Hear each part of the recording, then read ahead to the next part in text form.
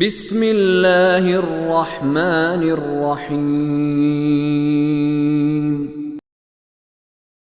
ألم تر إلى الذين تولوا قوما غضب الله عليهم ما هم منكم ولا منهم ويحلفون على الكذب وهم يعلمون أعد الله لهم عذابا شديدا إنهم ساء ما كانوا يعملون اتخذوا أيمانهم جنة فصدوا عن سبيل الله فلهم عذاب مهين لن تغني عنهم أموالهم ولا أولادهم من الله شيئا أولئك أصحاب النار هم فيها خالدون يوم يبعثهم الله جميعا فيحلفون له كما يحلفون لكم ويحسبون أنهم على شيء ألا إنهم هم الكاذبون استحوذ عليهم الشيطان فأنساهم ذكر الله أولئك حزب الشيطان ألا إن حزب الشيطان هم الخاسرون إن الذين يحادون الله ورسوله أولئك في الأذلين كتب الله لأغلبن أنا ورسلي إن الله قوي عزيز. اگلی جو آیات ہیں یہ منافقوں کے بارے میں ہے. وہ منافق جنہوں نے ظاہر میں کلمہ پڑھا ہوا تھا، رسول اللہ کی محفل میں بیٹھتے تھے، باتیں بھی سنتے تھے، مسلمان گنے جاتے تھے، انہیں بھی مسلمان کہا جاتا تھا، منافقین.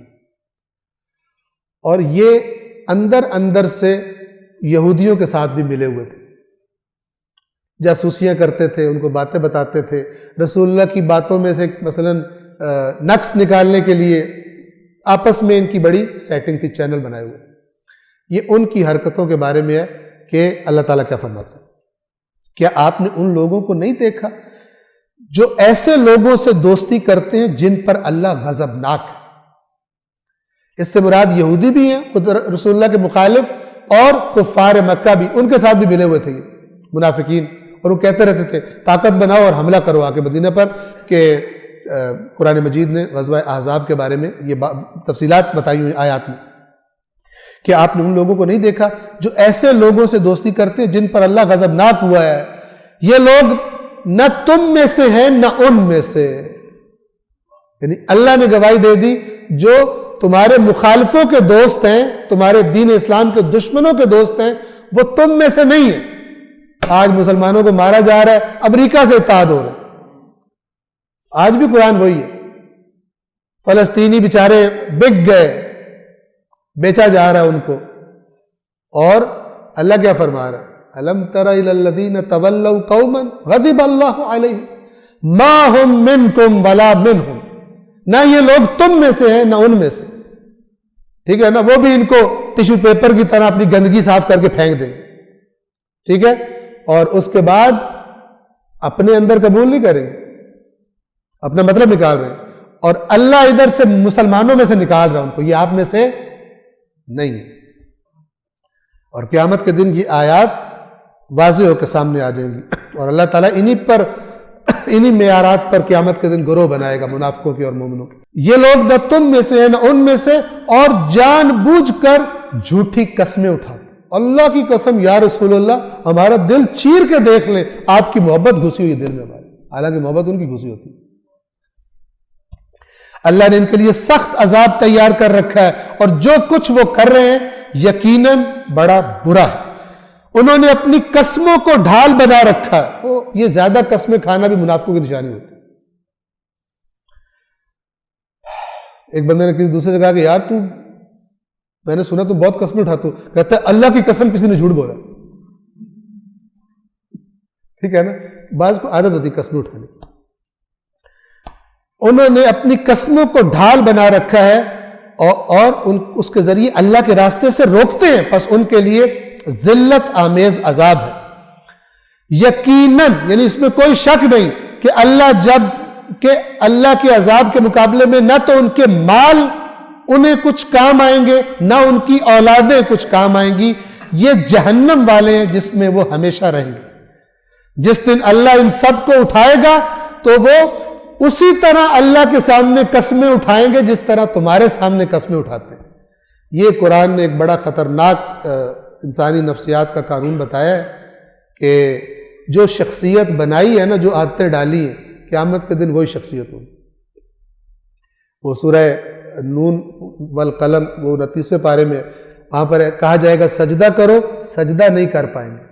دنیا میں انہیں کہا جاتا تھا سجدہ کرو، یہ ٹھیک ٹھاک تھے، وہاں نہیں کرتے تھے نا، اب یہ کرنا چاہیں گے، ان کے بدن سجدہ نہیں کریں گے، شخصیت نہیں بدلے گی، صفات نہیں بدلے گی، جو بنایا ہے وہی رہے گا۔ جو جھوٹی زبان ہے وہ جھوٹ بولے گا۔ اس دن یہ منافق آج آپ کے سامنے قسمیں اٹھا رہے ہیں، اللہ کے سامنے بھی قسمیں اٹھا کے بچنے کی کوشش کریں گے، چکر دینے کی کوشش کریں گے، اسی طرح قسمیں اٹھائیں گے جس طرح تمہارے سامنے قسمیں اٹھاتے ہیں، اور وہ سمجھتے ہیں کہ وہ بڑے کسی بات پر ہے، یعنی بڑا ان کے پاس ٹیکنیک ہے وہ جس سے وہ دوسروں کو فراڈ لگا لیتے ہیں۔ جان لو یقیناً یہ لوگ جھوٹے، شیطان نے ان پر تسلط پا لیا، یعنی گویا شیطان کے کنٹرول میں آ گئے، اور انہیں خدا کی یاد بھلا دی، انہیں اللہ یاد ہی نہیں آتا کہ اس نے پکڑ کرنی ہے، اس کے احکام مانے۔ یہ کیوں کہا جا رہا ہے یہ کلمہ پڑھ کے اپنے آپ کو مسلمان کہتے ہیں، لیکن شیطان کے کنٹرول میں، رسول اللہ کے کنٹرول میں نہیں ہے، شیطان کے کنٹرول میں، اور شیطان نے ان پر قابو پا لیا اور انہیں خدا کا ذکر بھلا دیا۔ یہ شیطان کا گروہ ہے، حزب الشیطان، یعنی مسلمانوں میں بھی حزب الشیطان ہو سکتی ہے منافقوں کی شکل میں۔ منافقین کی صفات دیکھیے قرآن میں، وہی صفات آج بھی منافقین کی، وہی صفات آج بھی۔ یہ شیطان کا گروہ ہے، جان لو شیطان کا گروہ ہی یقیناً خسارے میں ہے۔ بے شک جو لوگ اللہ اور اس کے رسول سے دشمنی کرتے، جنگ، یحادون، لڑتے، جھگڑا کرتے، وہ یقیناً ذلیل ترین لوگوں میں سے۔ یہ کون ہے؟ جنہوں نے کلمہ پڑھا ہوا لیکن ہیں عمل ان کا، پالیسیز ان کی، روش زندگی ان کی نافرمانی ہے خدا اور رسول کی، اپنے مفادات کے لیے اپنے جیسے مسلمانوں کو نقصان پہنچا دیتے۔ تو یہ قرآن کیا فرما رہا ہے؟ یہ خدا اور رسول سے جنگ ہے۔ یہ ذلیل ترین، اذلین، ایک ہوتا ہے ذلیل، ایک ہوتا ہے اذل، ذلیل ترین ان میں سے۔ اللہ نے لکھ دیا ہے کہ یقیناً میں اور میرے رسول ہی غالب آئیں گے۔ یقیناً اللہ قوی عزیز، بڑا قوی، طاقتور اور عزت والا ہے۔ یہ عزت اردو والا معنی نہیں ہے، عزیز کہتے ہیں جس پر کوئی غالب نہ آ سکے، جس کو کوئی توڑ نہ سکے، جس کو کوئی جھکا نہ سکے، جس کو کوئی شکست نہ دے سکے، جو اس سے ٹکرائے وہ پاش پاش ہو جائے، اس پر کوئی اثر نہ پڑے، یہ عزیز کا معنی ہے۔ صدق اللہ العلی العظیم۔